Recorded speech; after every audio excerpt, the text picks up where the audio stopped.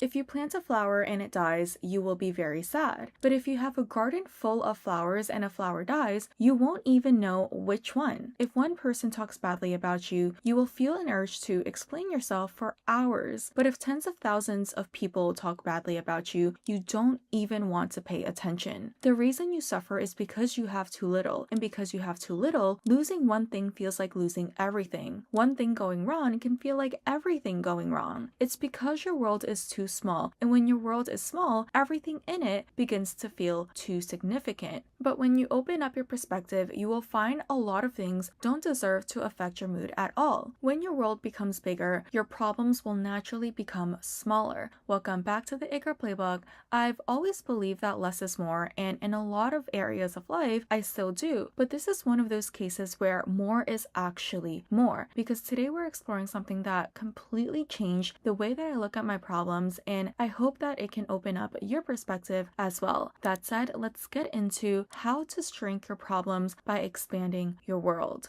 The size of your world determines the weight of your problems. When your world is small, everything in it carries too much weight. If you have one close friend, losing that friendship is going to be devastating. If you have one opportunity that you're counting on, every tiny setback will begin to feel like a midlife crisis. It's not that those things aren't important, because they are, but it's just rarely about the thing itself. It's about the scarcity around it. When something is your only option, losing it feels like losing everything, and that's where the real problem lives, because that's what scarcity does to us. It tunnel visions us. When your world is small, your focus narrows entirely onto that one thing you're afraid of losing, and everything else, it disappears. You lose perspective. The one thing fills your entire fields of vision until it feels like the only thing that matters. And that tunnel vision, it makes us desperate. When something feels irreplaceable, you hold on too tight because you don't want to lose it, and that's when you begin to over-explain yourself. You chase, you start tolerating things that you normally wouldn't, and you react emotionally in ways you wouldn't otherwise. Not because you're weak, but because when something is your only option, your mind treats losing it like a genuine threat, and you'll do a lot to avoid that, which is why you can logically know something isn't that deep and still feel completely undone by it. The emotion isn't coming from the situation itself, it's coming from the scarcity around it. But the good news is that the opposite is equally true,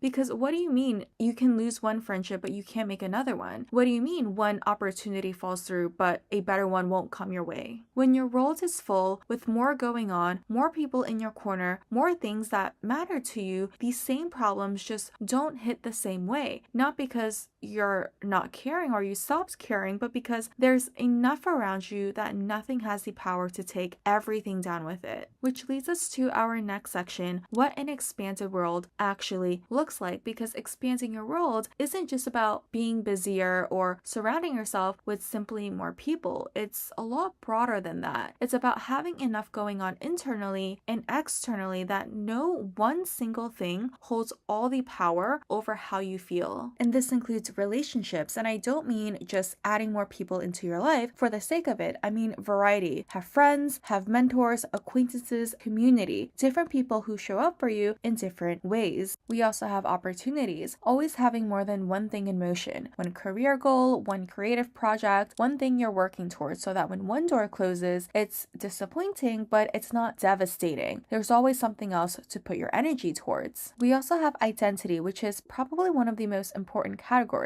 If your entire sense of self is built around one thing, whether it be one relationship, one role, one achievement, then that thing has way too much power over you. Obviously, we hope for the best in our lives, but we have no idea what the future holds for us, and we don't want to be in a position where if you break up with your partner or when you lose your job, you suddenly don't know who you are anymore. Beyond that, this is why it's so important to know who you are beyond what you do, beyond who you're with, beyond what you've achieved, because you have so much more value than that. And then we also have experiences, because it's also so important to stay curious, to try new things, and to expose yourself to different worlds, different people, different ways of living. Not because you need to do everything, but because the broader your experiences, the broader your perspective. This is what expands your thinking beyond your immediate circumstances. And last but not least, we also have your mindset, because underneath all of this is how you think about yourself and your place in the world, because you can have have all of the above and still have a small world if your mindset keeps you contracted, because expansion, it starts internally. It starts with believing that there is more available to you, more people, more opportunities, more versions of yourself that are possible. And the moment you start believing that is the moment when your reality and the universe will start to reflect that back to you. And this is when more is actually more, because we hear that saying that less is more, and in so many cases that is true. Expanding your world, it doesn't mean having hundreds of friends or keeping yourself so busy that you never slow down. Less is more in a lot of different ways. Fewer but deeper friendships will always be more valuable than having a lot of friends who you can never really connect with. And so that's not really the whole point of this episode. What we're talking about is making sure that no single thing becomes your entire world. And the most common version of this I see is in relationships, where a lot of us meet someone who we really like, and then slowly, without even realizing it, we stop maintaining our friendships, we stop pursuing our interests, we drop certain hobbies, and then we start to restructure our entire lives and our schedules around that one person we really care about. And it comes from a good place. You care about them, you want to spend more time with them, which makes sense. But when your partner becomes your entire world, you've essentially handed that one person the power to determine how okay you are on any given day. And that's not a good position to be in for you or for the relationship. The same thing happens with careers. When you pour everything into one opportunity, one business, one job, and obviously having that focus is a great thing to have. But when that opportunity, that one business or that one job becomes your entire sense of worth, your pride, and your entire sense of identity, then if it doesn't work out the way that you had planned, it doesn't just feel like a setback. It will quite literally feel like an identity crisis, because you didn't just lose the opportunity, you lost the thing your whole sense of self-worth was built around. And that's really the point. Keep your friendships, keep your hobbies, keep things in motion beyond the one thing you're most focused on right now. Not because you don't believe in the relationship or that the dream will not work out and that you have to hedge your bets, but because a full life is what makes you resilient, and resilience is what makes you unshakable. You will always face obstacles and you will always have problems in your life. And so even though you may not have the power to remove them, you do have the ability to reduce the size of your problems, so much so that they simply become irrelevant to you. You will never hear someone who is truly busy, truly invested in their own life and enjoying their life, spending their time and energy on what someone else had said about them, or spiraling over something that didn't go their way. Not because they've mastered some advanced form of detachment or that nothing affects them, but because they genuinely don't have the bandwidth for it. Their life is simply just too full. That's not a mindset. That's just what happens when you actually have a life. And that's something to aspire towards, because at that point, you're not even trying to be unbothered. You just are, because you have too much going on to be anything else. And that's what it means to shrink your problems by expanding your world, because your problems are never going to go away completely. That is just life. But the size that they take up in your world, how much power they have over your mood, your peace, your sense of self, that part you actually have control over. And I hope that this episode encourages you to start building towards that. A life full enough that your problems start to feel so small that you might even forget they exist. That's it for today. Thank you for tuning in. I hope to see you in our next episode. And in the meantime, as always, stay hot. Bye.